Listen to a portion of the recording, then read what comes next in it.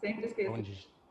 Bom Bom dia. dia, Carol. Bom dia, pessoal. Estão me ouvindo? Estão te ouvindo super bem. Ok. Bom, primeiro eu quero agradecer ao convite que a Carol me fez e foi uma surpresa amedrontadora, porque eu não sou de formação acadêmica, eu sou médico que exerce atividade de médico. Então, assim, já fui professor no passado, mas não a nível superior, a nível secundário. E no primeiro dia eu fiquei pensando assim, ai, o que eu vou fazer? Aí eu liguei para ela e conversei e ela me pediu exatamente uma visão assistencial, de alguém que está aqui na linha de frente, como a maioria, e que enxerga os problemas talvez mais na base do que quem está lá em cima, nas faculdades, nas instituições de ensino, e que talvez tenha muito mais recursos do que a gente e que não consiga entender como funciona o atendimento básico. Aí eu me senti um pouco mais confortável. Vou me apresentar a vocês, eu sou médico, ginecologista, obstetra, me formei na Faculdade de Medicina de Itajubá em 1997, já estou ficando velhinho, 23 anos, faço 24 anos de formado esse ano. Sou ginecologista obstetra, titulado pela Sociedade Brasileira de Ginecologia e Obstetrícia. Atualmente eu moro no município de Caraguá e estou responsável, e quando eu digo estou responsável, porque em Caraguá nós trabalhamos como pessoas jurídicas por serviço de licitação e eu estou responsável pelo pré-natal de alto risco do município. E a Carol me pediu então para que a gente falasse hoje sobre as doenças hipertensivas na gestação. É um tema que me agrada muito, porque é o nosso dia a dia, né? A gente tem essa patologia, pelo menos, no mínimo, 30%, 40% do nosso atendimento. Sempre tem uma hipertensa. E, como eu disse, eu não sou realmente de formação acadêmica, eu procurei fazer uma coisa simples, mas viável, para que a gente possa ter facilidade no dia a dia, no atendimento dessas gestantes. Então, podemos começar, Carol? Posso compartilhar? Pode, doutor, fica à vontade. Obrigada, viu, por ter aceitado meu convite. Tenho certeza que vai ser ótimo. Por nada. Só me informa se a apresentação ficou correta em tela. Pronto, já está no modo de apresentação, perfeito. Perfeito. Bom, então o tema seria esse, doença hipertensiva na gestação e uma visão do médico assistencialista, aquele que está lá na linha de frente, ok? Como não poderia deixar de fazer, a primeira coisa, a gente pensar numa diferença aí, num conceito do que é hipertensão e do que são as doenças hipertensivas específicas da gestação. Conceitualmente, então, a hipertensão é aquela elevação da pressão arterial acima de 14/9 em qualquer paciente. Esse é o conceito hoje em relação à hipertensão. No caso da gestante, para que a gente feche esse diagnóstico, a gente tem a necessidade, então, de encontrar essa alteração da medida de pressão em 2 ocasiões, com intervalo mínimo de 4 horas.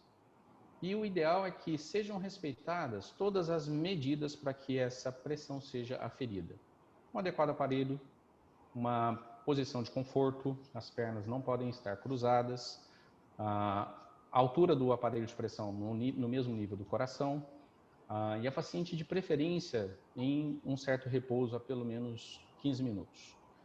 Tudo isso modifica muito a medida de pressão. A gente aqui em Caraguatatuba tem até o hábito de quando a nossa gestante chega, a gente afere, faz os sinais, e as meninas deixam anotada para mim no prontuário quando tem um pouquinho mais alta, e quando elas entram para a consulta, no meio da consulta eu chamo novamente, a gente afere a pressão lá durante a consulta, quando elas já estão mais relaxadas, mais tranquilas, e na grande maioria das vezes a gente percebe que a pressão já deu uma diminuída. Só a atenção dela chegar no serviço, de ser recebida, de ser atendida, isso já faz com que ela tenha um nível pressórico um pouquinho mais alto. Então, para a gente chegar realmente a um diagnóstico fiel. E a doença hipertensiva específica da gestação, então, é a hipertensão, ou seja, a pressão acima de 14/9, em gestantes acima de 20 semanas. São questões só conceituais. Porque, na verdade, a hipertensão crônica também pode desenvolver uma doença hipertensiva específica da gestação, e aquela que tem hipertensão após 20 semanas pode ficar hipertensa crônica depois. Mas os conceitos são importantes para questões didáticas. Teoricamente, a gente então diferencia a pré-eclâmpsia, eclâmpsia ou doença hipertensiva específica da gestação da hipertensão essencial, porque a pré-eclâmpsia acontece após as 20 semanas, e esse é um marcador muito importante, a idade gestacional, e normalmente ela vem acompanhada de alterações laboratoriais. Quando nós temos uma hipertensão específica da gestação, ou seja, aumento da pressão mais alteração laboratorial, por exemplo, como proteinúria, como alteração de plaqueta, a gente tem que ficar atento para a possibilidade de doença trofoblástica gestacional e para a idopsia fetal, que são situações que podem trazer essa elevação com alterações sistêmicas antes das 20 semanas. Eu não vou me ater muito aos conceitos, tá, pessoal? Porque o conceito está ali, fácil.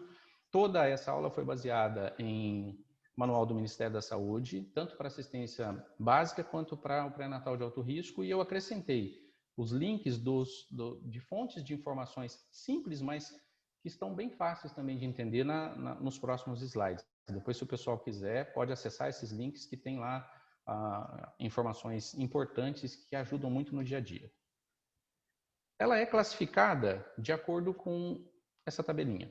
Hipertensão crônica ou pré-existente, que é aquela pressão alta que acontecia antes da gestação, ou que se manifesta, então, até 20 semanas, sem alteração nos exames laboratoriais.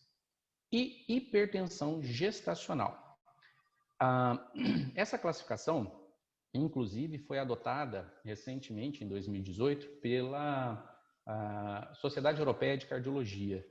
A Sociedade Europeia de Cardiologia adota como classificação hipertensão crônica ou pré-existente e hipertensão gestacional. E nas doenças gestacionais, então, nós temos pré-eclâmpsia, eclâmpsia, a pré-eclâmpsia sobreposta à hipertensão crônica, a hipertensão gestacional sem proteinúria, que é um diagnóstico retrospectivo. Como a gente então faz esse diagnóstico? Nós temos uma hipertensa que não apresenta alterações laboratoriais e que tem resolução da sua hipertensão até a 12ª semana pós-parto. E a síndrome HELP, ok?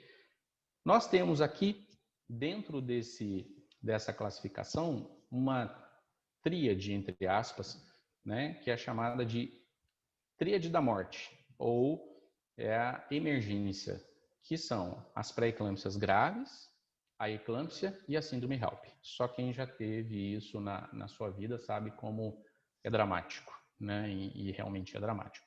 Então, esse linkzinho que está aí embaixo fala sobre essa classificação. Exames complementares, tá? Toda gestante precisa fazer os exames complementares de rotina de pré-natal. E eu sempre ressalto, então, essa semana, inclusive, a gente terminou um treinamento aqui do pessoal do PSF de Caraguatatuba, a gente passou com todos os enfermeiros e todos os médicos das unidades de saúde, fazendo uma capacitação in loco. A cada dia, 2 profissionais me acompanhavam durante o atendimento, para que a gente pusesse uma rotina bem acertadinha de pré-natal, quais exames a gente faz, quais exames a gente não faz, quando faz os exames. E aquela rotininha, então, de primeira consulta, que todo mundo chama de primeiro trimestre, mas que se a gestante chegar no 2º trimestre, a gente não deixa de fazer. E aquela rotininha de 3º trimestre são rotinas para todas as gestantes, não muda. Esses exames aqui são exames para, então, as hipertensas e as pacientes que têm a possibilidade de desenvolver pré-eclâmpsia. Aí, quando a gente fala assim, tem a possibilidade? Sim, algumas têm maior chance de desenvolver pré-eclâmpsia no futuro, e a gente tem alguns fatores de risco. Por exemplo, idade materna um pouco mais avançada, ou idade materna muito jovem, meninas abaixo de 15 anos, por isso essas mocinhas estão conosco no pré-natal de alto risco. Pacientes que têm hipertensão na família, diabéticas, obesas, hipertensas prévias. Então, essas pacientes precisam de um nível de atenção bastante intenso. E aquelas pacientes que podem ter doenças relacionadas à coagulação, sistema de anticorpo antifosfolipídio, doenças lúpicas. Essas pacientes também têm uma predisposição maior de ter a doença específica da gestação. E por que é importante a gente buscar essa paciente? Porque existe uma profilaxia, e nós vamos falar dela já já, ok? Então, os exames seriam hemograma, finalidade básica é a gente entender se tem hemólise ou se não tem hemólise, né? Se tem anemia ou se não tem anemia. Se é uma gestante hipertensa, que num primeiro exame não apresentava anemia, com 24 semanas ela começa a fazer hipertensão e ela faz uma anemia, a gente tem que pensar que ela está fazendo um consumo e isso pode ser um sinal de uma pré-eclâmpsia. Nós temos que estar atento a essa paciente. Glicemia, porque a diabética ela tem realmente uma possibilidade maior de desenvolver doenças hipertensivas na gestação. Até porque as diabéticas têm todo um outro comportamento diferente, que é a lesão renal, a lesão do miocárdio, a lesão endotelial, que já faz com que ela seja uma paciente de maior risco. Bilirrubinas totais e frações, PGO, TGP e gama-GT. Essas, e fosfatase alcalina e DHL, são as chamadas funções hepáticas. São importantes porque elas se alteram também na doença específica da gestação e na HELP síndrome, a alteração delas é marcante e é um sinal clínico de que pode ter uma gravidade. Ácido úrico, se a gente tem uma hipertensa com 28 semanas, que tinha um ácido úrico normal no início da gestação e era uma hipertensa crônica, e de repente com 28 semanas ela tem uma piora na sua pressão alta, ela possivelmente está fazendo uma pré-eclâmpsia sobreposta. A proteinúria de fita, que eu não sei se são todos os municípios que têm, mas eu penso que seria uma coisa bem interessante. Porque o ideal seria a gente fazer proteinúria de 24 horas. Mas pensa só, se de cada 10 gestantes que a gente atende, 3 ou 4, 30% a 40% vão ter uma certa preocupação com a hipertensão, fica um custo alto e fica uma dificuldade técnica de realizar proteinúria de 24 horas dessas pacientes. É um volume grande de exame para essas pacientes. E a literatura coloca que uma proteinúria de fita com uma cruz ou mais está intimamente relacionada com o aumento da proteinúria acima de 300 mg em 24 horas. Se a gente tem um exame de urina com proteinúria de fita negativo, a proteinúria de 24 horas pode ficar dispensável para um momento onde a gente tenha, então, esse sinal clínico. Eu penso que seria uma alternativa interessante. Coagulograma, porque as pacientes que têm a HELP síndrome vão fazer distúrbio de coagulação. A proteinúria de 24 horas, então, nesse caso, quando há a proteinúria de fita positiva. E o ultrassom, que ele se divide na hipertensão em 2 momentos. É o ultrassom com Doppler de uterinas, que pode ser realizado no primeiro trimestre, e é o sonho de consumo de obstetra que faz pré-natal de alto risco, que a gente tivesse já em todas as pacientes que fizessem ultrassom antes das 14 semanas, translucência nucal e o Doppler de uterinas.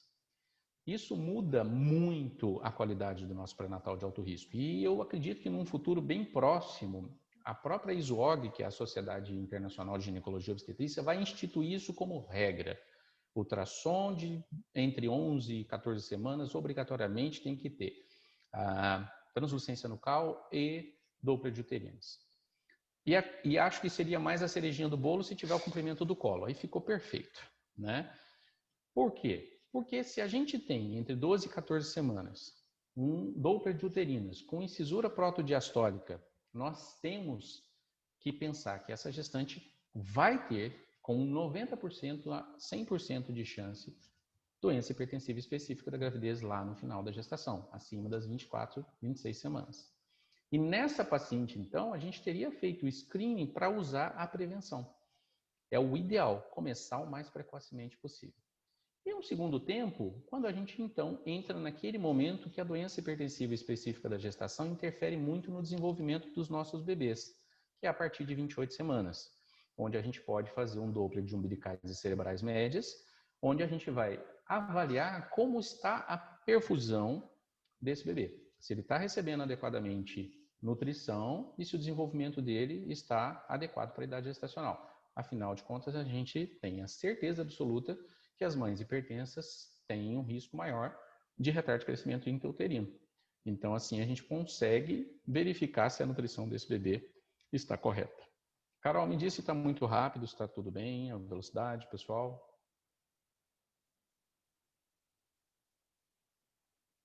Tá me ouvindo? Abre. Oi, agora estou. Tá ótimo. Tranquilo? Tranquilo. Então vamos. Nossa, tá ótimo, perfeito. Qualquer coisa você me chama, tá? A aula está ótima, Juliana. Vamos seguir em Tá frente. ok. Obrigado. Vou continuar então. Tratamento. Bom, gente, aí eu já começo a entrar um pouco no meu jeitinho pessoal de fazer, tá? Eu tenho um foco no tratamento um pouco diferente. Já tem mais ou menos uns 6 anos, desde 2014, que eu modifiquei um pouco a minha maneira de tratar. E vocês vão ver lá na frente, na minha experiência pessoal, nos slides, que até a medicação que eu já uso é uma medicação que não é aquela de primeira indicação do próprio manual. E eu vou justificar por que lá na frente. Bom, eu me atento bastante à questão alimentar. A alimentação é um fator importante pela questão sódio, que a gente não tem que restringir, mas não deixar que o sódio seja excessivo na gestação. E a gente precisa fazer com que essa gestante entenda que o ganho de peso tem que ser adequado para a gestação dela. E esse ganho de peso tem que ser avaliado individualmente. Não dá para eu dizer que uma gestante de 1,60 m que pesa 50 quilos pode ganhar 300 gramas por mês. Esse neném não vai ter de onde tirar energia para crescer, ele vai consumir a gestante. Mas também não dá para eu falar que uma gestante que tem 1,50 m e pesa 100 quilos pode ganhar 1,5 kg por mês. Porque ela tem reserva. Se ela perder 30, o neném dela tem de onde tirar energia para crescer desde que ela se alimente adequadamente. Então, a alimentação precisa ser uma coisa muito individualizada. E eu sempre converso muito com as gestantes sobre alimentação. Eu sempre proponho para elas dieta no white, que é o não branco, que é uma coisa muito simples de fazer. Retirar o açúcar, diminuir o sal, retirar o arroz branco se possível, retirar a farinha branca se possível. Isso já é um ganho fantástico. Essa paciente já passa a ter uma alimentação mais saudável, já passa a colocar alimentos com índice glicêmico melhor, já começa a ter uma melhora no ganho de peso e automaticamente no controle da pressão, ok? Quando necessário, encaminho ao nutricionista. Quando ela está acima do peso, eu encaminho ao nutricionista, que eu adoro as pessoas que estão ao nosso redor. Nutricionista, fisioterapeuta, psicólogo, eu encaminho muito para esses colegas, porque eles me ajudam demais na condução dessa paciente. A paciente não é uma doença, a paciente é uma pessoa e a gente precisa enxergar ela como indivíduo e cuidar dela como indivíduo. Atividade física. Não há restrição de atividade física na gestante e muito menos na gestante hipertensa. Há exceções. A exceção seria aquela paciente que tem descolamento de placenta, que você vai pedir para ela não realizar atividades de impacto.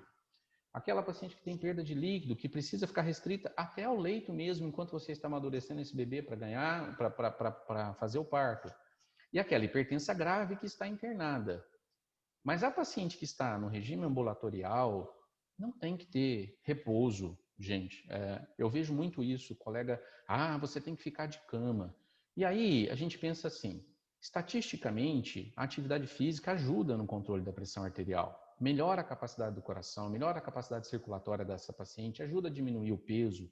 E estatisticamente, uma gestante tem 200 vezes mais chance de ter uma trombose. E a gente bota ela de repouso. O que é pior? Uma gestante hipertensa fazendo atividade física ou uma gestante hipertensa com trombose? Então, a atividade física precisa fazer parte da vida dessa gestante. O que eu oriento? Eu oriento que ela faça uma atividade física pelo menos de meia hora, 40 minutos, no finalzinho do dia, acompanhada sempre, porque a gestante tem potencial de se sentir mal e tem alguém junto com ela, numa frequência onde ela sinta-se levemente cansada, não muito cansada. Controle de peso, então, eu sou bem insistente na questão do controle de peso. Eu classifico entre 500, 1 e 1,5 kg. 500 gramas para aquelas que estão com obesidade, 1 kg para aquelas que estão com um índice de massa corporal entre 25 e 30, ou seja, sobrepeso, e 1,5 kg para aquelas pacientes que estão abaixo de 25 no índice de massa corporal. Então, eu bato em cima. Se o peso passa um pouco daquilo que a gente instituiu, eu peço ajuda para os universitários, eu peço ajuda para o nutricionista, ok? Estilo de vida. Vocês vão ver no próximo slide, e eu vou dar uma passadinha nele para vocês entenderem o que eu quero falar, que é essa questão aqui da palavra hipertensão. Eu dividi ela aqui em duas palavras e eu vou explicar por quê. Você percebe que o estilo de vida que a paciente toma, que ela leva, está diretamente relacionado com o nível pressórico. Boa parte das pacientes que a gente atende no nosso dia a dia tem pressão alta relacionada a episódios de ansiedade. Então, aquelas que vêm acompanhando comigo e que falam assim, doutor, minha pressão estava controladinha, mas eu tive que ir para a maternidade porque tive um nível de pressão, uma dor de cabeça, estava 17/11. A primeira pergunta que eu faço para ela, o que aconteceu naquele dia? E 90% da chance a resposta é, eu briguei com meu marido, meu filho fez isso, minha vizinha, Então, ela sempre tem uma relação dessa hipertensão com a ansiedade. E a gente que trabalha em maternidade, por experiência, acaba observando que o primeiro medicamento que a gente usa é 3 gotinhas de Neosine. Chega lá, está hipertensa, bota em decúbito lateral esquerdo, 3 gotinhas de Neosine, vai aferir a pressão depois, a pressãozinha dela foi lá embaixo. Mas Neosine nem é antihipertensivo, né? Por que funcionou? Porque boa parte dessas gestantes está ansiosa. E o estilo de vida dela contribui para isso. Para quem faz pré-natal de SUS e de alto risco, a gente lidar com gestantes com todos os estilos de vida. Daquelas que têm os mais deficitários mesmo, que não tem casa para morar, que moram em barraco ou às vezes na casa de um parente ou às vezes até debaixo do pontilhão, para aquelas que têm uma condição financeira maravilhosa. Elas não deixam de ir também. E o estilo de vida de cada uma, a profissão, a relação com os filhos, com o marido, com as pessoas no seu redor, com o seu convívio faz muita diferença. O seu apoio familiar faz muita diferença. Então, eu avalio isso na consulta. Tudo está integrado, eu sou falador. Do jeito que eu estou falando aqui, eu falo muito também durante a consulta, eu converso bastante. Mas eu sempre busco todas essas informações. E quando eu percebo que existe a questão ansiedade, eu sempre peço ajuda, mais uma vez, para o psicólogo, e eu procuro fazer um alívio dessa ansiedade. Então, em algumas pacientes, eu prescrevo um ansiolíticozinho natural, gosto muito do Pasalix, não há nenhuma contraindicação em relação a ele. Quando necessário, gosto do Levosine, quando ela precisa dormir, ter uma noite de sono tranquilinha, 3 gotinhas, faz ela dormir bem. Aquelas que já usavam medicamentos psiquiátricos antes e que muitas delas vêm com medicamento psiquiátrico, eu retiro aqueles que são categoria D ou categoria X e deixo elas com os que são categoria B, categoria C. Tento, se for preciso, pelo menos suspender até 20 semanas, mas depois voltar com a medicação. Mas acredito que o uso de ansiolíticos ajuda bastante. E vejo que o papel do médico e do enfermeiro é muito importante na evolução dessa gestante. Por que eu falo isso, que o papel do médico e do enfermeiro é importante? Porque a gente é um vetor de saúde ou de doença. Se a gestante entra, ou não só a gestante, tá, gente? Qualquer paciente, se ele entra no seu consultório e você o atende de uma maneira catastrófica, você leva para ele catástrofe. Se você atende essa pessoa de uma maneira bem-humorada, atenciosa, focando no indivíduo, ouvindo as queixas do paciente, tirando dele as angústias, explicando para ele, porque os nossos pacientes têm muitas crenças, como nós temos as nossas crenças, mas explicando para ele quando uma crença é só uma crença, orientando as fontes de pesquisa, onde buscar informação de qualidade, porque a internet hoje, o Dr. Google e o Dr. Yahoo são terríveis, né? Se você tem uma dor de cabeça aí e você tomou um remédio em 20 minutos, você pode comprar o caixão que você está morrendo, né? No Dr. Google é assim que funciona. Então, eu procuro deixar a minha gestante o mais calma possível. Então, eu sempre, a cada trecho da minha consulta, história, anamnese, eu termino com a pergunta: ficou alguma dúvida? Gostaria de fazer algum questionamento? Terminei meu exame físico, ficou alguma dúvida? Gostaria de perguntar alguma coisa? Terminei de fazer meu pedido de exame, minha receita, eu vou liberar essa gestante para remarcar sua consulta? Ficou alguma dúvida? Você gostaria de me perguntar mais alguma coisa?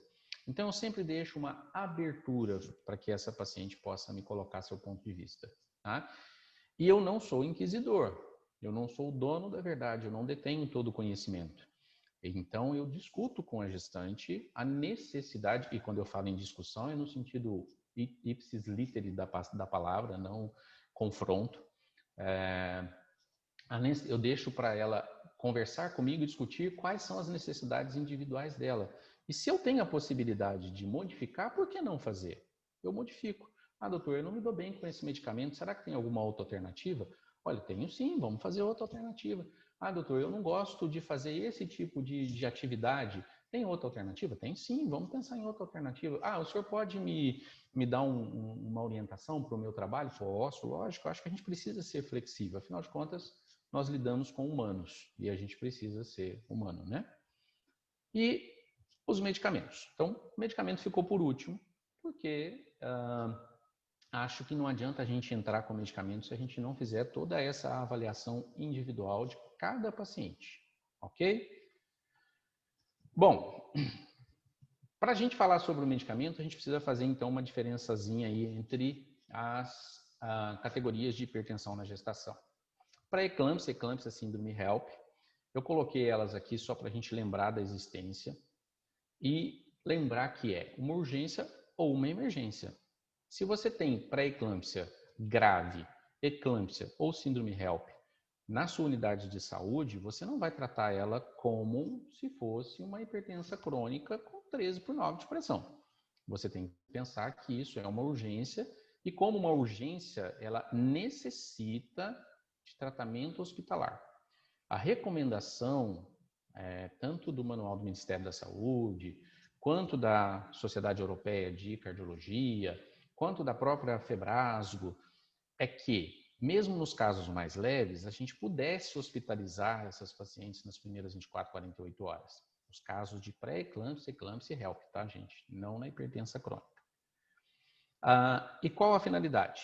A gente manter a pressão em nível controlado, ou seja, uma pressão arterial menor do que 150 por 110 e dar a viabilidade para o concepto. O nosso foco é conseguir fazer com que a gente tenha controle adequado de pressão até o momento em que a gente possa intervir no concepto, ok? Então, assim, no concepto a gente tem que pensar na maturação e na interrupção. Onde fazer? Fazer no nosso hospital, fazer em um hospital que tem UTI neonatal. Então, isso precisa ser avaliado. Evitar sempre a sequela dentro do possível para esse binômio, né? A gente tem que ficar, então, nessa linha tênue que existe entre intervir e causar doença. Se a gente tem uma gestante que tem hipertensão específica da gravidez, de leve a moderada, o termo moderada hoje não se usa, é leve ou grave, mas vamos pensar leve a moderada, que responde ao medicamento, que tem um bom controle, que tem um nível socioeconômico cultural bem legal, que entende todas as explicações, faz tudo o que você pede direitinho, acompanha, afere a pressão bonitinho, direitinho, e está com 32 semanas, por que eu vou interferir nessa gestante agora e tirar um bebê que vai precisar de uma UTI neonatal, se eu posso acompanhar ela semanalmente, com os exames, avaliar o momento correto e só interferir quando houver maturidade presumida ou quando o neném tiver a necessidade de sair porque o ambiente intraútero ficou mais hostil do que o ambiente externo. Então, essa linha é muito tênue, muito tênue. Não é o foco da nossa discussão. Eu acho que a pré-eclâmpsia, eclâmpsia e HELP síndrome é um foco da discussão intra-hospitalar. Eu acho que o que é importante é a gente entender que a paciente que tem a doença hipertensiva específica da gestação tem a necessidade de uma avaliação e o ideal seria fazer intra-hospitalar e o acompanhamento a partir do momento que ela recebe alta, aí sim passa a ser conosco nas unidades de saúde, ok? As medicações, tá? Como eu combinei com a Carol, eu ia falar muito pouco sobre questões técnicas. A intenção era mais mesmo uma visão assistencial, como fazer essa assistência. Por quê? Porque a questão técnica, medicamento, está no livro. É só pegar o livro, e olhar, tá lá escrito dose, como você usa, qual você usa, e daí em diante. A primeira escolha em todas as orientações, Sociedade Europeia, Febrasgo, Ministério da Saúde, é a metildopa, tá? A metildopa, ela tem 40, 50 anos aí de uso no mercado, os efeitos dela em cima da gestação são bem conhecidos, é a categoria C, mas não tem malformação relacionada, não tem nenhuma descrição de retardo de crescimento e qualquer coisa assim. Não é minha droga de preferência e eu vou falar um pouquinho sobre o motivo disso um pouquinho mais lá na frente. E hoje a gente já tem outras drogas que entram como opção e que têm segurança e que podem ser usadas na gestação. Os bloqueadores de canal de cálcio, nifedipina, amlodipino, verapamil, os beta-bloqueadores, como pindolol e metoprolol.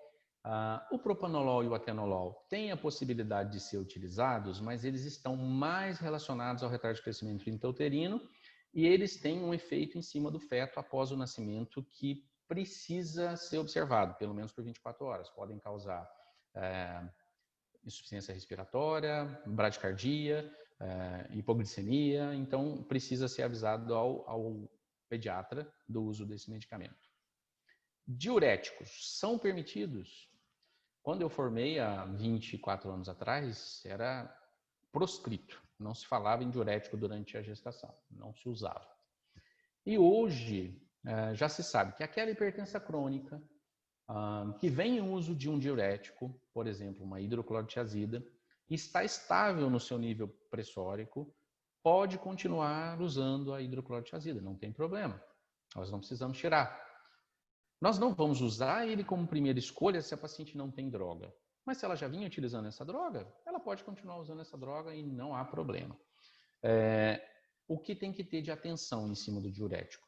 Se houver sinal de que ela está desenvolvendo uma pré-eclâmpsia ou retardo de crescimento intrauterino, aí a gente tem que retirar a droga. Então, o diurético é permitido naquela hipertensão crônica que já utilizava e retirado se houver pré-eclâmpsia sobreposta ou retardo de crescimento. A furosemida fica restrita à sala de emergência para situações como edema agudo de pulmão e crises hipertensivas e daí em diante, ok? A hidralazina, que é conhecida de quem faz maternidade, sabe que a gente utiliza ela como droga de primeira escolha nas crises hipertensivas. E aqui embaixo, nesse linkzinho da BVS e o da Cielo está falando sobre esses medicamentos, a categoria desses medicamentos, quais podem ser utilizados, vale a pena dar uma lida, e quais são as referências para uso desses medicamentos durante a gestação. E aí, vem aqui a medicaçãozinha que eu gosto, ácido acetil salicílico, tá? Um remédio simples, barato, fácil de usar, posologia cômoda, tem em toda unidade de saúde, e se não tiver, custa menos de R$1 a carteirinha. E a gestante chupa que nem balinha, né? O ácido acetil salicílico, ele tem hoje comprovação de que ele diminui 70% do risco de pré-eclâmpsia, eclâmpsia grave naquela gestante que tem predisposição. Por isso é que eu falei lá no início que o sonho de quem faz alto risco é que a gente tenha Doppler de uterina no primeiro trimestre, para a gente poder falar, essa paciente aqui precisa de ácido acetil salicílico, porque essa paciente eu consigo prevenir a pré-eclâmpsia e eclâmpsia lá no final. Então, o ácido acetil salicílico, hoje, ele não é mais uma especulação. Há 20 anos, quando eu formei, era. A gente usava empiricamente, mas hoje não. Hoje ele é uma indicação formal. E na dose que a gente utiliza, que é 75 a 100 miligramas por dia, ele pode ser usado até 37 semanas. Eu, Dr. Juliano, utilizo até 34, porque eu tenho medo de anti-inflamatório não hormonal após 34 semanas, por risco de fechamento precoce do canal arterioso e óbito intraútero. Mas a literatura diz até 37. Tá ok? Então, ácido acetil salicílico como escolha. Mas e a hipertensão crônica? A literatura diz que na hipertensão crônica, o ácido acetil salicílico não muda o perfil. da hipertensão crônica. Bom, e aí? Você usa na hipertensão crônica? Uso. E eu vou dizer por quê. Quando você vai lá nos critérios para possível pré-eclâmpsia, um dos critérios é hipertensão crônica. Está lá. Se o critério é hipertensão crônica tem uma possibilidade maior de ter pré-eclâmpsia, eu utilizo o AS, porque se ela tem a chance, eu estou diminuindo em 70% a chance dela fazer pré-eclâmpsia sobreposta. Então, eu uso em todas as minhas hipertensas, sejam hipertensas crônicas, sejam pré-eclâmpsia, tá? E aí, neste caso, a instituição do medicamento é ideal entre 13 e 14 semanas até 37 semanas. Agora, então, eu vou falar sobre a minha experiência como médico, então, de assistência básica e alto risco. Até o momento, Carol, alguma dúvida? Alguém gostaria de perguntar alguma coisa?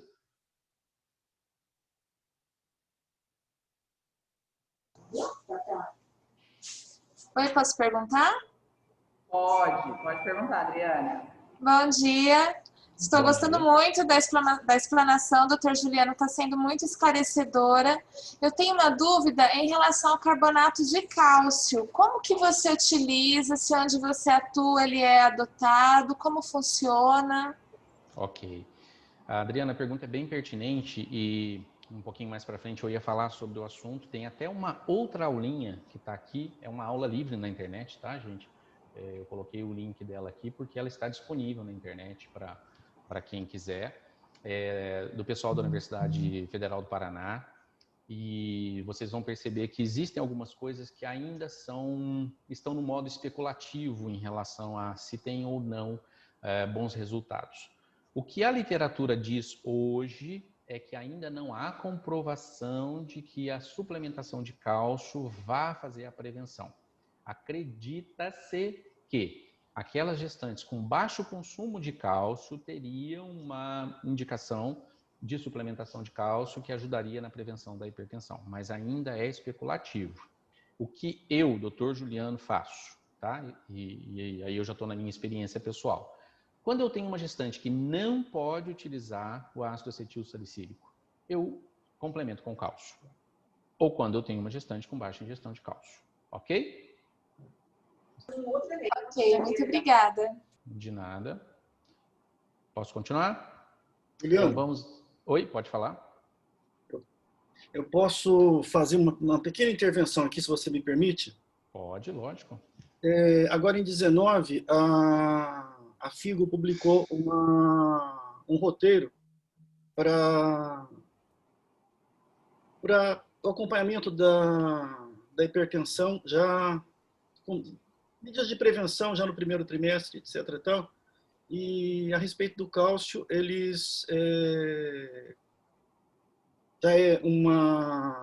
foi colocado nesse guideline da FIGO que você poderia suplementar até 1,5 gramas de cálcio elementar, não do carbonato, 500 miligramas de cálcio elementar equivale a 1.280 de carbonato, que são aqueles comprimidos. Mas também um copo de leite tem 500 miligramas de cálcio elementar. Então não precisa ninguém ficar tomando cálcio, é só tomar leite que suplementa. Então eles têm um efeito positivo na prevenção ou no retardo do aparecimento de sintomas de pré-eclâmpsia. Então esse é um guideline bem interessante. Depois eu posso até colocar o link para que todo mundo veja. Desculpe, é só essa intervenção que falou do cálcio. Perfeito, Djalma. Posso continuar, pessoal? Pode continuar, doutor. Perfeito. Então vamos lá, minha experiência. Eu sempre procuro, em cada gestante, avaliar a individualidade. Estilo de vida, crença, ou seja, o meu foco é na pessoa. Eu não foco a doença. Porque acho que um erro que a medicina comete e talvez isso traga um prejuízo na nossa relação médico-paciente, na nossa relação com a medicina atual, é focar na doença e esquecer o paciente. Então, eu sempre foco na pessoa. Eu avalio fatores socioambientais, lógico, desde que possível, porque tem gestante que tem uma certa restrição de falar sobre o assunto, mas sempre avalio, porque isso pode contribuir para o meu resultado, né? Escolha do medicamento, escolha de tipos de tratamento, atividade física que ela pode fazer. Por exemplo, uma gestante que tem um poder aquisitivo um pouco melhor, eu posso recomendar que ela faça uma atividade física onde ela tenha a possibilidade de ter acompanhamento de um profissional, de um personal. A gestante que não tem essa condição financeira, eu mesmo acabo tendo que orientar, ou então encaminhar ela para ser orientada por um profissional disponível no município e daí em diante. Sempre oriento o estilo de vida e eu foco muito nessa palavra hipertensão. Eu ainda falo para elas, como é que chama mesmo a doença que é a pressão alta? Hipertensão. Eu falo, então, hipertensão, tensão. Então, percebe que a palavra tensão, ela tem uma repercussão direta em cima do seu nível pressórico e elas ficam meio na dúvida. E aí eu sempre explico, eu falo, olha, para que a gente tem tensão? Para que funciona o nosso estresse? Estresse é uma situação fisiológica que foi feita para que a gente sobreviva como espécie. A gente está lá na caverna, o tigre dente-sabre chegou lá, deu um rugido na porta e você precisa se preparar para correr ou para lutar. Então você aumenta a sua pressão arterial, a sua frequência cardíaca, a sua frequência respiratória, a sua temperatura sobe, você joga sangue para os músculos e automaticamente se prepara ou para correr ou para fugir. E quando o tigre dente de sabre não chega, essa descarga de adrenalina e de substâncias como cortisol na nossa corrente sanguínea vão ficar ali circulando e prolongando o efeito desse lutar ou fugir por um período que pode ser 1 dia, 2 dias, 5 dias, dependendo de quantas vezes o tigre dente de sabre rosna na nossa caverna. E o tigre dente de sabre rosna o tempo todo, na conta de luz, na conta de água, no marido que está brigando, no filho que deu trabalho, na vizinha que está colocando uma música alta, ou nas situações que são comuns ao dia a dia de todo mundo. Afinal de contas, a gente tem os nossos tigres dentes de sabre correndo atrás da gente todo dia. Então eu oriento a elas que existe o estresse, que é fisiológico, que serve para a preservação da espécie, mas que quando esse estresse é crônico e não tratado, a ansiedade, ela gera tensão e gera hipertensão. Então eu sempre foco muito e acredito que melhorando a qualidade emocional da paciente, a gente também consiga melhorar os níveis pressóricos dela. Quando eu vou fazer a escolha do medicamento, eu sempre escolho a menor dose e a melhor posologia. E eu faço um controle de pressão individualizado. O ideal, e a literatura descreve dessa forma, é que a gente tivesse um aparelho de pressão atestado e aferido para que faça controle de pressão naquelas pessoas que têm pré-eclâmpsia e tal. Mas eu vou perguntar, quais unidades de saúde aí tem aparelho com essa especificação? Então não dá para eu exigir. A paciente às vezes fala assim para mim, doutor, eu moro longe do posto de saúde e eu tenho um aparelhinho de pressão na minha casa, eu posso aferir nesse aparelho de pressão? Eu prefiro que ela vá no posto de saúde uma vez, leve o aparelhinho de pressão dela, meça a pressão, meça no aparelhinho dela e compara as duas. Elas estão próximas? Olha, pode sim. Faz a medida para mim no seu aparelhinho de pressão, anota e traz. E sempre que você passar na porta do posto de saúde, faz uma aferição de pressão. A realidade de cada um em cada município é diferente. Aqui em Caraguatatuba, nós temos unidade de saúde que fica, por exemplo, do Promulher, onde eu atendo, 16 quilômetros, 17 quilômetros. Né? Ela demora 1 hora para poder chegar até a unidade. Tem pessoas que moram em locais onde elas vão demorar 20, 30, 40 minutos para chegar, vão a pé. Tem os filhos que não tem com quem deixar, aí chega no momento de pandemia, as crianças todas em casa e sai a mãe com aquela renquinha de filho atrás, né? Aquela escadinha, vai no posto de saúde, chega lá, eles botam o posto de saúde perna para o ar. Então, assim, eu individualizo.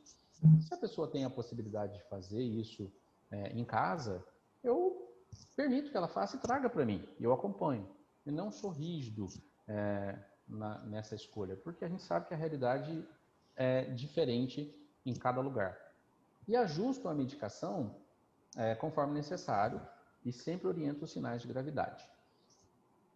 Para aquelas hipertensas crônicas que estão com um controle adequado, eu peço que elas façam esse controle para mim de 2 a 3 semanas.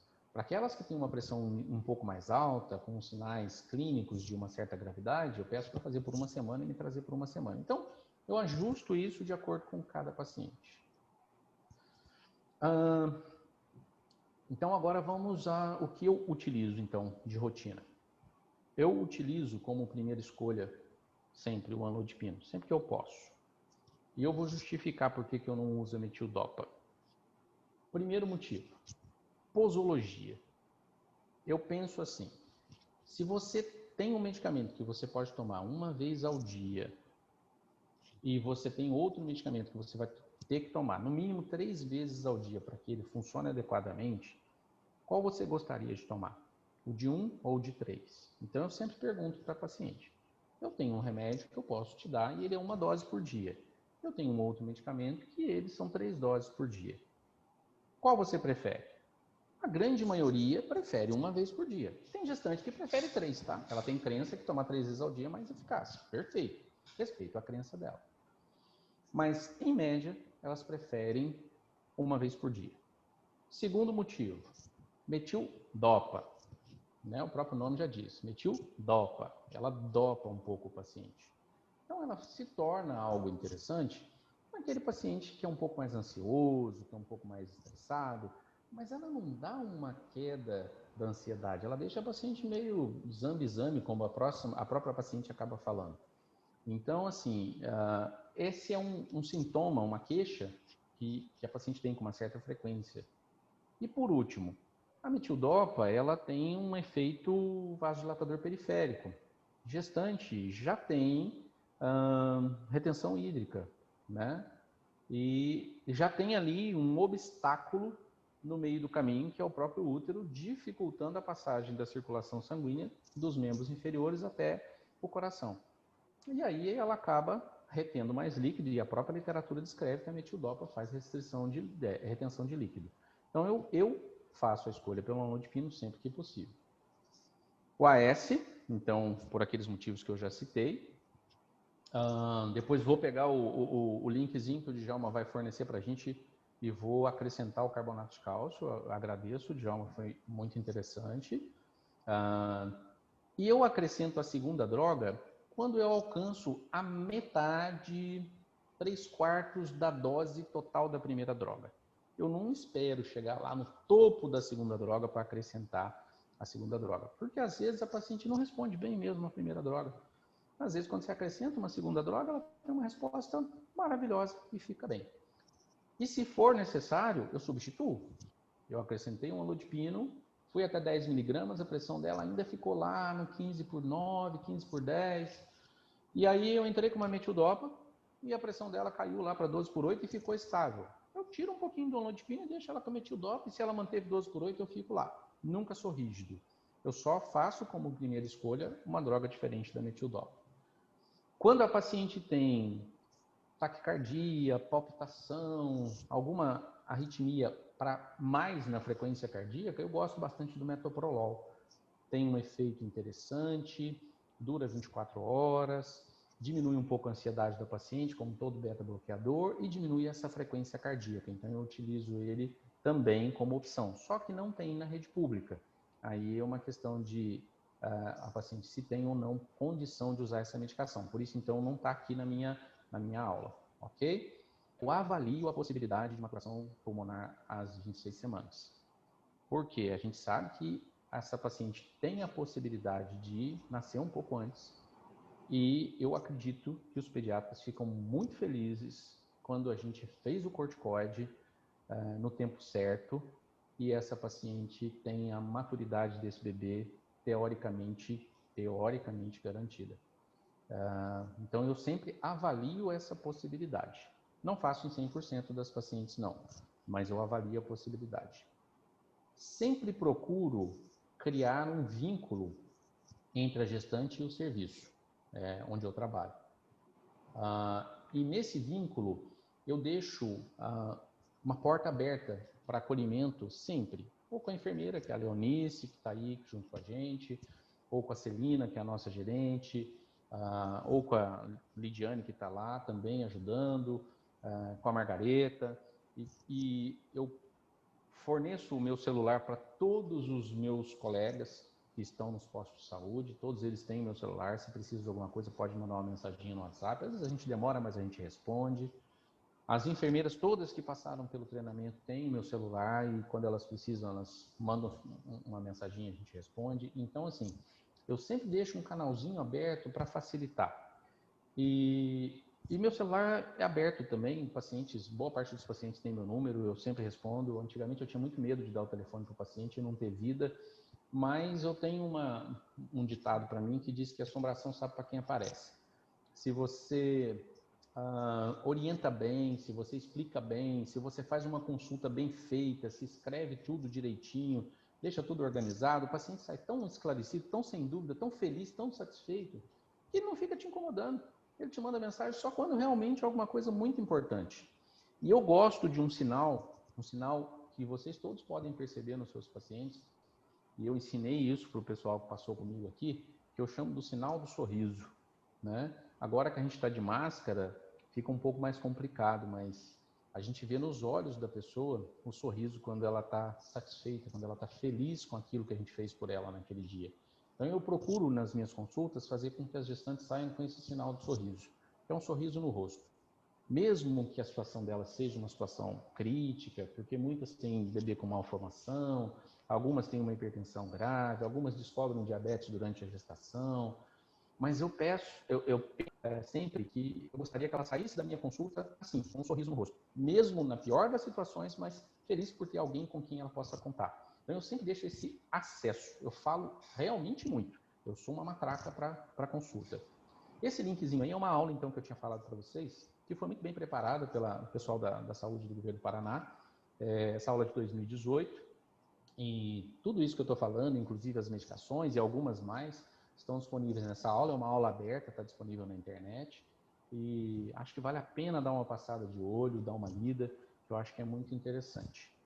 E eu queria deixar como mensagem final, e essa mensagem até minha esposa, ela não é médica, ela é administradora de empresa e hoje faz faculdade de Direito, mas é minha confidente, então sempre que eu preciso tomar alguma decisão, que eu preciso fazer alguma coisa, eu sempre a consulto. E eu pedi que ela lesse a aula, ela leu, e ela ficou preocupada com essa frase no final, ela ficou preocupada de ser uma frase um pouco agressiva, e depois eu pedi a Carol também que desse uma lida, até perguntei a Carol se ela não achava que estava um pouco agressiva, mas, gente, esse é meu ponto de vista mesmo, tá?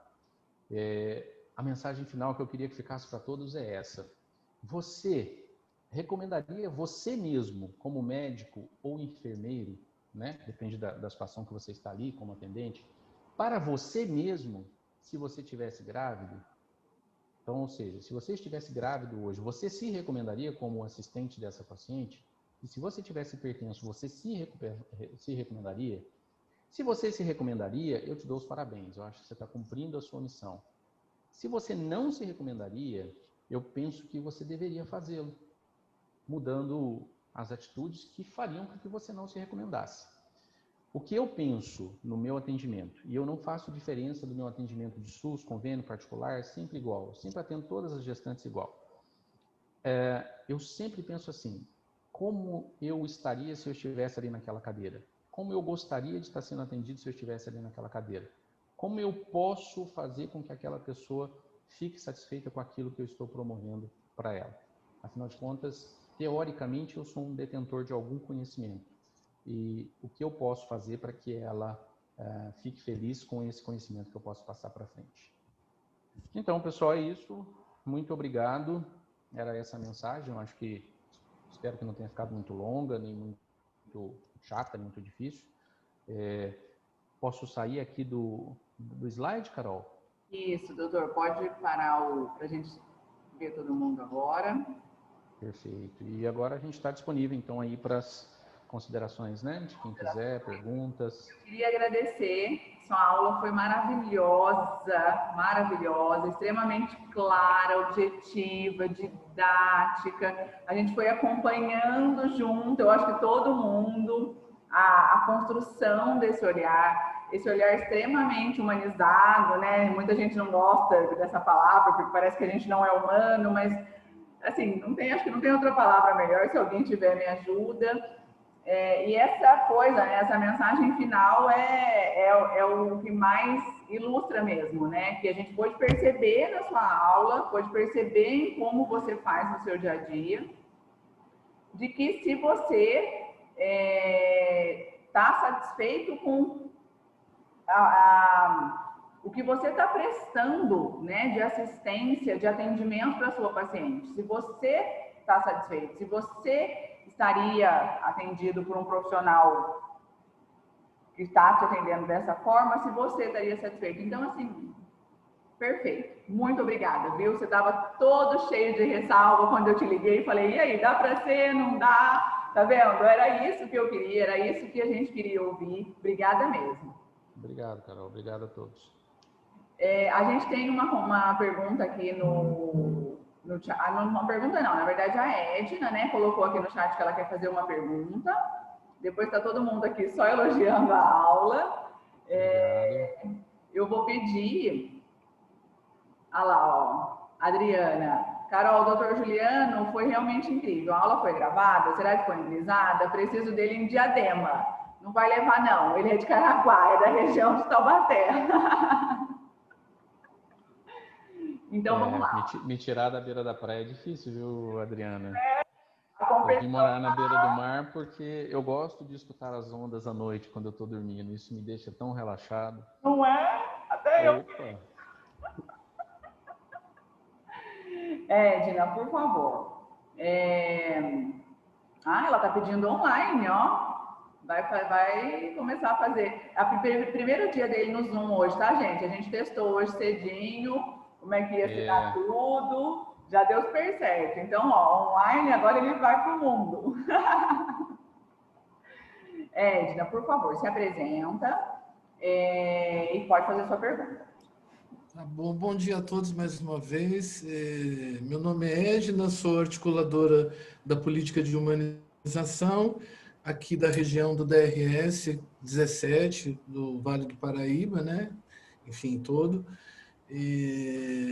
Nossa, eu gostei muito. Eu tenho participado, eu não tenho nenhum preparo para ter um entendimento técnico dessa aula, desses manejos técnicos, né? Mas eu tenho considerado importante participar por conta do apoio que eu tenho dado para algumas unidades. Eu apoio unidades e alguns municípios aqui na região, na alta responsável e, no caso de maternidade, da materno-infantil. Então, é sempre bom a gente ter um conhecimento, né, a mais. Estamos junto com a Carol nos acompanha. Essa organização que a gente faz de alta responsável, a gente fez aqui na região uma pactuação entre a unidade da maternidade e a atenção básica do município. Nós temos essa pactuação feita com Jacareí, o Hospital São Francisco. Tínhamos no Estela Maris, mas terminou porque eles deixaram o Santa Casa Sustentáveis, né? Tínhamos em Lorena também, a Santa Casa de Lorena com Lorena, mas ela foi interrompida no mês passado. A gestão, né, interrompeu. Temos também Pinda, né, começando a construção em Pinda ainda, né, Carol? Mas nesses outros a gente já tinha um caminho. E o HMUT, com Taubaté, que tínhamos também uma construção, então vamos retomar agora que ele virou o Hospital Municipal. E a gente faz um acompanhamento mensal. Nós monitoramos todas essas pacientes que estão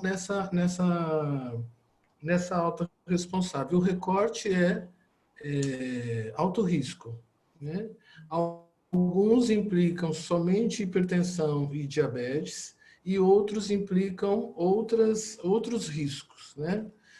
E eu, ouvindo, né, a sua fala, lembrei de uma questão que a gente conversa muito nessas reuniões onde está o município e tal unidade, que é a importância da precisão de quando é que nós, enquanto monitoramento desta alta, deveríamos considerar que poderíamos não mais monitorar essa puérpera, né? Ou puérpera bebê, mas eu vou fixar só na puérpera porque o bebê pode ter uma outra necessidade, né? E aí teve um município que falou, não, 3 meses está bom, não, vamos fazer 1 ano. E eu acho que precisa de é necessário uma precisão, né? Claro que a atenção básica sabe que vai continuar monitorando essa pessoa o resto da vida, né? A função da atenção básica. Mas nesse recorte que a gente faz, eu gostaria de saber se o senhor tem alguma sugestão do ponto de vista da hipertensiva, dependendo da patologia, suponho, pelo que eu estou entendendo aqui, existe um desdobramento ou outro, né? Mas se o senhor poderia sugerir algo para a gente poder fazer essa reflexão lá com as unidades e municípios que a gente apoia. Ok. Eu penso que, no mínimo, até 12 semanas após o parto. Porque é aquele momento onde a gente entende se essa hipertensão é específica da gestação ou não, se é uma hipertensão crônica, e as 12 semanas são exatamente uma linha de corte. Se ela retorna a níveis normais de pressão arterial sem medicamento às 12 semanas, ela era uma hipertensão gestacional. Se não, ela possivelmente era uma hipertensão crônica, que pode ter tido uma gestacional sobreposta ou não. Então, em visão só da hipertensão, eu penso que 12 semanas seria um ponto marcante. Mas, visando a mortalidade materno-infantil, que é o nosso foco, e o Comitê de Mortalidade Materno-Infantil hoje tem a obrigação de avaliar todos os óbitos maternos acontecidos até, acho que 1 ano ou 2 anos? 1 ano. 1 ano. Eu acho que 1 ano seria o foco ideal. Eu penso que é o foco ideal. Né? Já que a gente tem a grande maioria dos municípios coberta por PSF, eu acho que 1 ano é um foco legal. É lógico que nos primeiros 3 meses uma visão mais intensiva, mas depois dos 3 meses essa paciente precisa ser acompanhada até 1 ano, tá? Já que é necessário que toda morte que aconteça nesse período seja investigada. Então eu penso que 1 ano seria bom. Perfeito, muito obrigado. De nada, Edna. Ô, Carol, tem uma pergunta feita aqui pela Gisele Andrade. Eu não consigo ver de onde ela é. De Taubaté. De Taubaté? Ok, eu acho muito importante responder. Gisele, é o seguinte, ela pergunta aqui se tem alguma sugestão contra o estímulo dos nossos médicos para esse olhar integral e humanizado. Não tem, Gisele. Eu vou te dizer o seguinte, isso foi um insight, sabe? Eu sofri muito no começo da minha vida profissional, porque pode não parecer, e eu falo isso sempre com as meninas que trabalham comigo, Margareta, Cosma, Celina, a Léo, já falei isso até com a Carol, eu tenho muita dificuldade de relação. Eu não sou uma pessoa que me relaciono fácil com pessoas. Sempre fui uma pessoa de dificuldade de relação. E eu tive que parar e olhar para mim mesmo e entender como eu poderia fazer para me tornar um ser humano melhor naquilo que eu faço. Então, assim, a minha inspiração para isso foi trazer orgulho de quem eu sou para o meu pai, para minha mãe, para minha esposa e para minhas filhas. É muito satisfatório para mim andar na rua e ser parado pelas pessoas e ser abraçado pelas crianças, filhos das mães que eu atendo, na frente da minha filha, das minhas filhas, da minha esposa, do meu pai, da minha mãe, e receber esse feedback de que eu fiz a diferença na vida de alguém. Então, assim, eu precisei me treinar, me condicionar para perceber que na minha missão como profissional, eu tenho que oferecer mais do que um receituário. Quando eu ganhei de presente da minha filha, que tem 9 anos hoje, o livro de São Lucas, que é... eu só lembro do nome dele, mas não lembro do nome do livro, Médico de Homens e de Almas de Homens e de Almas, acho que é isso. E que eu li aquele livro, eu, assim, vou falar para vocês que eu não sou religioso, eu não tenho crença religiosa, mas eu leio muito sobre filosofia, sobre religião, gosto da leitura. E eu percebi que Lucas fazia uma diferença muito grande como profissional exatamente pelo ser humano que ele era. Então eu decidi ser um ser humano melhor.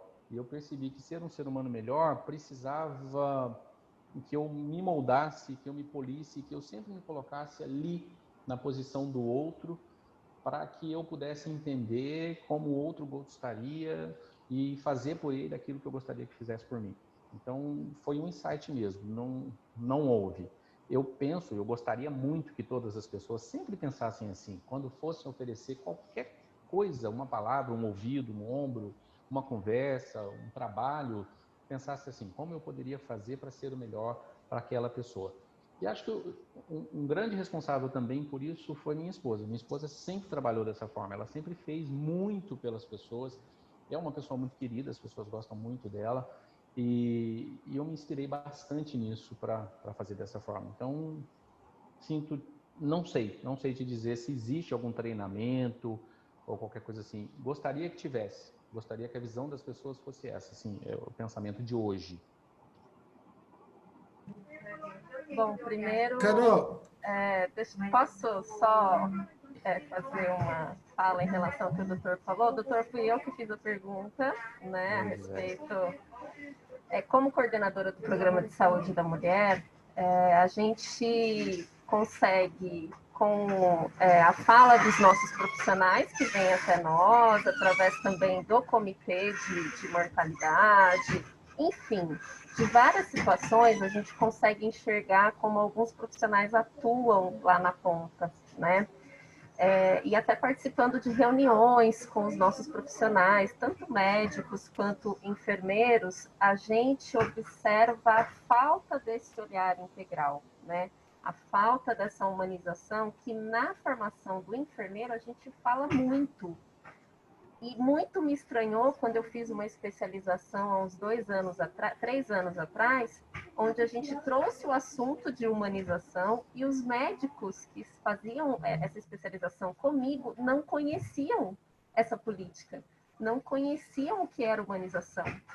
Né? Então, a gente percebe uma falha até na formação dos médicos, e aí quando a gente pega médicos que têm uma maior experiência, que não tiveram também essa formação, a dificuldade que eles têm de enxergar o ser humano como um todo, né? E enxergando como um todo, eu já estou trabalhando de forma humanizada, e a gente fica tentando encontrar formas de estimular esse olhar, né? Então, assim, obrigado pela sua colocação. A gente às vezes se sente um pouco incapaz de não conseguir fazer isso, sabe? De não conseguir fazer o outro ter este olhar. E a gente às vezes acha que, nossa, eu não tenho competência para fazer aquilo que eu estou fazendo, né? Porque eu não consigo fazer o outro enxergar dessa forma. Mas a gente percebe aí toda uma estrutura que não favorece isso, né? Às vezes até a quantidade de pacientes que eu preciso atender com uma certa rapidez. Então, tem uma série de coisas. Então, assim, muito obrigada pela sua explanação. Foi uma aula maravilhosa, sabe? Trouxe muito aprendizado para mim. E obrigada por ter falado dessa sua questão pessoal também, que a gente percebe que tem uma questão muito individualizada, não só de formação profissional, mas de formação pessoal, de autoconhecimento, né? Que é uma coisa que todos nós, seres humanos, precisamos, e cada um tem seu tempo, né? Desse amadurecimento. E, bom, se alguém tiver alguma sugestão que possa nos ajudar, eu gostaria de ouvir. Muito obrigada, doutor. De nada, eu penso que realmente a sugestão você já deu. Precisava existir na nossa formação. Eu não sei se tem mais algum médico online, eu vejo o Djalma que está aí, mas a gente realmente não tem na nossa formação essa visão. A gente tem uma visão intervencionista, a gente não tem uma visão humanista. E acredito que o Djalma, como eu, já é formado há bastante tempo, né, Djalma? E a gente tinha visão do que fazer para resolver a doença, do que fazer para resolver o problema. Mas a gente realmente não tem uma formação para visualização. Por isso eu sempre falo para as minhas pacientes, elas falam, doutor, mas eu vou ganhar meu neném lá na maternidade, vai ser a enfermeira que vai fazer o meu parto. Eu falo, olha, a enfermeira está tão mais preparada para te escutar, para te ouvir, para te acolher, para te acompanhar durante o parto, porque o médico, se você chegar lá e olhar para mim e falar assim, doutor, eu estou morrendo de dor, eu vou ficar com pena de você, vou te botar na mesa e vou te operar. Porque eu nunca passei pela sua dor, eu não sei como você está, e eu olho para sua cara, eu vejo aquele sofrimento, o que eu posso fazer? Eu posso ir lá e aliviar ele com uma cesárea. Tá, mas eu estou te fazendo o bem que deveria fazer, o seu neném está quase nascendo, seria bom para ele, seria bom para você. Então, assim, eu penso que é a formação. Mas eu sei que tem algumas instituições que fazem treinamentos, sim, voltados para essa visão de uma melhora pessoal. Tem um instituto chamado Instituto Dale Carnegie. Esse Dale Carnegie tem vários livros publicados e tem uma ramificação dele aqui no Brasil, que tem alguns treinamentos que podem ser oferecidos, são pagos, mas podem ser oferecidos nessa questão de melhora pessoal. Eu nunca fiz nenhum treinamento com eles, eu já li vários livros dele, mas nunca fiz nenhum treinamento. E tem também o Instituto do Napoleon Hill, que é o primeiro, né, que criou o chamado autoajuda, e quando as pessoas falam em autoajuda, eu vejo muito preconceito em cima da autoajuda, e um dia eu ouvi um grande amigo que eu considero muito, que tem uma visão também muito humanizada em relação a lidar com as pessoas, ele falou assim, sabe, é a pessoa que tem a possibilidade de se autoajudar. Então, eu penso que se você consegue se ajudar, é fantástico. Então, esse Instituto Napoleon Hill também tem uma versão aqui no Brasil e eles têm treinamentos também para isso. Penso que é um investimento muito válido a gente melhorar muito a nossa qualidade. Eu falo para todos que passam comigo em qualquer situação lá em treinamento, eu sempre falo, porque eu já fiz esses treinamentos em Ilhabela, eu já fiz esses treinamentos em Minas, quando eu morava lá, e eu sempre falo, olha, pessoal, a gente tem que esquecer todos os nossos problemas quando a gente está aqui. Aqui nós somos os solucionadores dos problemas. Então aqui a gente está para exercer essa nossa função. Então, se você brigou com a sua mulher, se você está com dívida, se você está com problema, se você está estressado, deixa isso para lá. Aqui, nesse momento, você precisa estar disponível para aquela pessoa.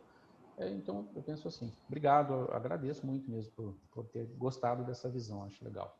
Eu queria falar uma coisa. Eu pedi também.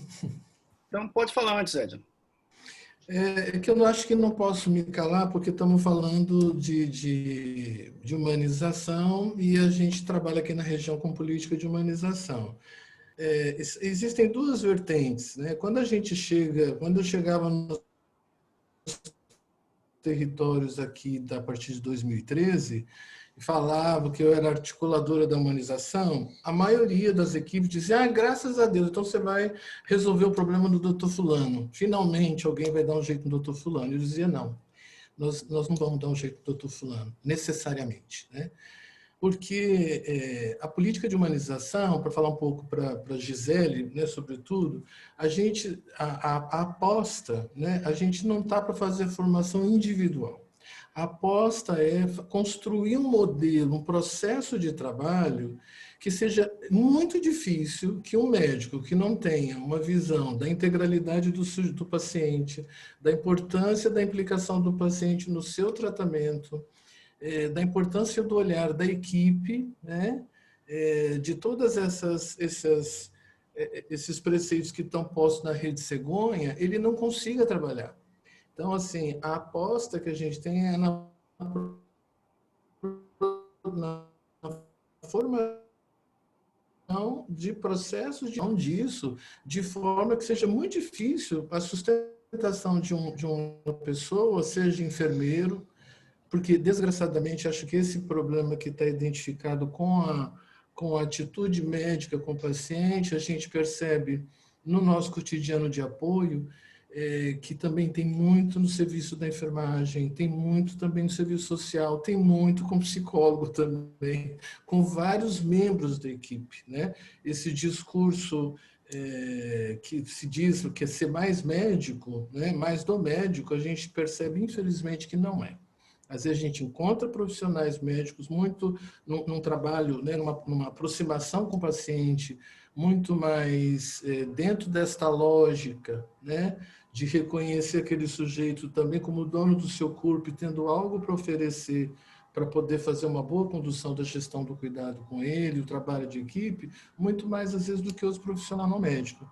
Então, no que a gente aposta? Né? Na formação acadêmica, né? Mas são poucas as faculdades que já se conseguiu entrar para fazer esse trabalho de formação, e, sobretudo, dentro das instituições hospitalares e nos municípios que nos chamam, a gente fazer sistematicamente, firmemente, uma construção de um processo de trabalho onde não seja possível que um médico com uma formação tão, né, distante disso que a gente está falando, ele não consiga ficar. E isso já aconteceu aqui na nossa região, no apoio a uma instituição, a gente foi fazendo uma construção de processo, de protocolos, enfim, para poder dar uma segurada no começo, né? E algumas pessoas saíram, porque não era incompatível com a atitude individual. Então, acho que são duas questões. Uma, investimento pessoal, né? E o outro em processo de trabalho com monitoramento e avaliação. Eu teria mais para dizer, mas não quero me estender, só essa manchete. Obrigado, Djalma, por ter... Juliano, parabéns. Oi, Djalma. Obrigado. Pela sua aula. Achei assim, a forma que você colocou, assim, bastante brilhante. Tem alguns pontos aí que às vezes a gente pode até discordar, mas não vamos entrar aqui em termos de tratamento, etc. Tal, mas a gente não vai entrar aqui, mas eu queria fazer uma outra colocação. Eu venho de um meio acadêmico e há um ano já eu pedi exoneração da universidade por outras atividades que eu exerço, mas esses anos todos que eu pude trabalhar tanto na Universidade de Taubaté como participar do serviço de ginecologia do Hospital das Clínicas na Universidade de São Paulo, eu vi que a nossa visão é muito pragmática. A visão do médico. O médico é formado de uma maneira muito pragmática, ou seja, ele é formado para tratar a doença. E isso me lembra muito o professor Nilo Bosini, que no HC, quando passava a visita, às vezes o residente chegava, aqui, eu já estou aqui com ultrassom do mioma do leito 15. E ele falava, não existe um mioma no leito 15. O que existe é uma paciente que tem uma história e que, eventualmente, tem um mioma. Então, você faz o seguinte, fale a história da paciente para que a gente possa fazer a avaliação. E quando eu estava na universidade, em Taubaté, uma das disciplinas que eu lecionava era Introdução à Prática em Saúde, e lá nós conseguimos mudar até a ementa da disciplina, colocando uma visão mais humanizada e mostrando ao aluno a questão da comunicação empática, ou seja, que ele pudesse ver o problema sob a visão do outro. E é isso que realmente falta nas nossas escolas. A Edna pôde acompanhar quando eu estava lá no HU, hoje HMUT, tanto a Edna quanto a Carol, eu coordenei durante 3 anos o grupo de atendimento a vítimas de violência sexual. E lá nós fazíamos isso, ou seja, lá eu trabalhava totalmente essa visão humanizada com os alunos, mostrando para os residentes, para os internos que estavam conosco, que eles tinham que focar na pessoa. Ou seja, era uma coisa muito pesada, eles se assustavam um pouco, mas com o que acontecia ali, mas era uma oportunidade de tentar dar um choque nesses alunos, para que eles entendessem a pessoa como um todo. Então, é isso que realmente falta, é que é um meia-culpa de quem durante muitos anos esteve na academia. E tem uma coisa que um professor meu, numa das disciplinas no doutorado, ele falou, e que eu refleti muito numa disciplina onde falava de educação, né? Ele disse que o título de doutor não revoga o título de idiota. Então, às vezes nós temos as nossas idiotices, temos as nossas idiosincrasias e que aplicamos aquilo. E, por vezes, achamos que um título de doutor, ele é pior até isso, na verdade. Para muita gente, existe uma piora desse relacionamento com determinadas titulações. Mas é isso. Você ter essa visão humanizada é uma coisa bastante complicada. Nós aqui estamos em serviços e coordenamos serviços, nós sabemos disso. Ou seja, nós precisamos trabalhar no dia a dia, procurando dar essa visão. Porque, e você disse uma coisa muito importante, que a gente tem que focar nas nossas maternidades. E é o que eu, no planejamento nosso aqui, que eu estou mandando ao hospital, é focar o risco habitual na enfermeira. Ou seja, que os nossos partos de risco habitual sejam atendidos desde a admissão, a execução e até a alta, pela equipe de enfermagem obstétrica. Acho que é o principal fator que nós teríamos para fazer para mudar esses nossos índices alarmantes de cesariana. É muito fácil, o médico é pragmático, ou seja, gritou, opera, porque eu não estou querendo escutar muito. Ou seja, e a paciente não vai gritar, ela tem que ser preparada desde o pré-natal, certo? E ter a certeza que quando chegar ao hospital vai ter analgesia não farmacológica e analgesia farmacológica também, porque esse é um dos pontos. Então, isso é um atendimento humanizado. Atendimento parto humanizado eu sempre coloco, a gente está tentando introduzir esse programa no Frei Galvão, que não é um parto normal a todo custo. O parto humanizado é a execução de um atendimento digno à paciente. É o atendimento que eu gostaria que a minha esposa tivesse e que as minhas filhas tivessem. E que, graças a Deus, a gente tem condição de poder dar esse tipo de atendimento às nossas esposas, às nossas filhas, mas que a gente tem que dar esse atendimento às usuárias do sistema de saúde, porque são seres humanos, e é isso que as pessoas às vezes não entendem. São seres humanos que precisam desse respeito. Então, era isso que eu queria dividir com vocês, que não é um passo que a gente tem que dar, mas que vem lá desde a faculdade. Obrigado, Djalma. Eu concordo plenamente. E eu tive uma experiência maravilhosa, que foi o seguinte. Eu vim para o litoral a convite da Prefeitura Municipal de Ilhabela para ajudar no serviço. Eu tinha trabalhado lá em 2011 como clínico e na época eu não exercia ginecologia e obstetrícia, apesar de ser ginecologista obstetra de formação, mas eu estava um pouco decepcionado na época e eu não queria fazer GO. E eu trabalhei lá como clínico durante 1 ano e pouco. E eu tive um problema familiar, tive que voltar para Minas, fiquei lá 2 anos e meio. E aí recebi um convite da Ilhabela para voltar para Ilhabela como ginecologista obstetra. E voltei. E em Ilhabela existe um serviço de parto humanizado que é integral, realmente, dessa forma que você colocou. Todo o atendimento lá é feito pela enfermeira. Não há médico presencial, inclusive. É legal, via Conselho Regional de Saúde, porque a cidade é pequena, tem a possibilidade de ter o profissional disponibilizado dentro do hospital em menos de 15 minutos. Todos os médicos que estão no sobreaviso sabem que tem essa obrigação e a coisa funciona. E eu pude ver uma realidade de uma maternidade que tem como foco do atendimento a enfermeira e o paciente. E isso muda tudo. Eu, inclusive, sugeri já algumas vezes aqui em Caraguá, em reuniões, que a gente deixasse o atendimento de maternidade nosso feito pela enfermeira, sem o médico de porta, para que a gente pudesse humanizar o atendimento dali em diante. O médico ficasse na retaguarda para fazer o atendimento da emergência. E a experiência em Ilhabela foi muito engrandecedora, muito mesmo. Eu tenho Ilhabela no coração, um carinho muito grande com o município. Como diz a Ana Paula, que é a coordenadora lá, você ainda é parte da minha equipe, eu ainda não te tirei da minha equipe, apesar de já ter 1 ano e tanto que eu estou fora. Mas eu acabei escolhendo ficar em Caraguá porque, para minha filha, para minha esposa, era um lugar melhor.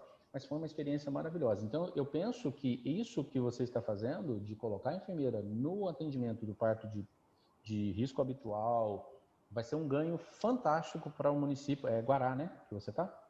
Guará. vai ser um ganho fantástico no município de Guará. Eu acho que eu já tive essa experiência, eu não sou de formação acadêmica, como eu disse, eu sou da assistência mesmo, mas eu acho que vai ser fantástico. A experiência que eu tive em Ilhabela foi engrandecedora demais. Eu hoje vejo que realmente, para o parto, a enfermeira tem essa visão que é diferente da nossa. E parabéns, eu te parabenizo por ter tido essa visão como professor numa escola, porque eu realmente não tive, nunca tive um professor com uma visão humana. O professor sempre via o leito com a doença. Isso era um fato. Obrigado, eu agradeço pela colocação. Eu só falar uma coisa, você veio de Itajubá, na turma de 97. Eu sou um pouquinho mais antigo que você. Também minha formação de graduação foi em Itajubá, mas sou da turma de 88. Quando você entrou na faculdade, eu já tinha saído. Já eu sou tinha saído. menos jovem que você. Um pouquinho menos jovem. Olha, doutor Juliano, muito obrigada, né, pela sua aula, pela sua confissão, pelo seu estilo de vida que você trouxe para a gente. Eu acho que isso realmente é o que faz a diferença. É um orgulho ter o senhor como médico aí no nosso pré-natal de alto risco, na rede municipal de Caraguatatuba, fazendo tudo que o senhor está fazendo aí para essa região, esse treinamento que você fez agora com todos os postinhos de saúde, enfim. É por isso que a gente ainda acredita no SUS e que vai dar certo, e a gente está aqui, a gente não desiste, a gente continua com o nosso fórum. Eu acho que a pandemia trouxe uma coisa boa para a gente, né? Muitas coisas boas, não foram só coisas ruins. Mas acho que a principal é essa ferramenta online que a gente está aqui, e a gente está gravando isso, e aí as pessoas que não podem assistir, que não podem estar aqui nesse momento, poderão ter oportunidade de ouvir essa sua aula, essa sua fala, essa discussão riquíssima que a gente teve agora também, depois de acabar a explanação técnica, e poder ouvir, quem sabe, né? Se a gente tocar um profissional da rede toda, já é alguma coisa, né? E como a Edna falou, tanto o profissional médico, enfermeiro, psicólogo, assistente social, todos, né? Então é isso. Queria agradecer muito. Santa Branca está perguntando aqui onde é que vai ser disponibilizada a aula. Eu falo que está gravada e que é para todo mundo, mas eu ainda não consegui divulgar, mas eu vou conseguir colocar todos os nossos fóruns, os nossos encontros de violência que a gente também está fazendo, em algum lugar que esteja disponível para todo mundo. Eu estou pedindo aqui, vou pedir autorização para a Secretaria de Estado para fazer uma página no YouTube, que eu acho que é o jeito mais fácil, como são coisas técnicas. Se eles me permitirem, eu vou fazer uma página aqui do nosso DRS Taubaté, com todas essas discussões técnicas nossas aqui, regionais. Tá bom? Muito obrigada mais uma vez. Carol, por último, eu quero agradecer o convite. Foi um pouco assustador, mas no final foi legal. Eu deixei meu telefone aí, tá no chat, tá? No WhatsApp. Eu queria pedir encarecidamente ao Dr. Djalma que me encaminhe, por favor, o link que ele falou. Pode ser no meu WhatsApp, Dr. Djalma, se o senhor puder. Fiquei muito feliz pelo pessoal ter gostado. Meu WhatsApp está disponível sempre para todo mundo, tá, gente? Eu demoro um pouco, mas se eu puder ajudar, eu estou sempre aí para isso, tá? Obrigado pela oportunidade, foi engrandecedora. Obrigada. Eu coloquei no chat, mas eu te mando também. Tá, ok. Obrigado, Djalma. Obrigada, gente. Até a próxima, então. Até o mês que vem, hein? Primeira quarta-feira, vamos divulgar. Tchau, tchau.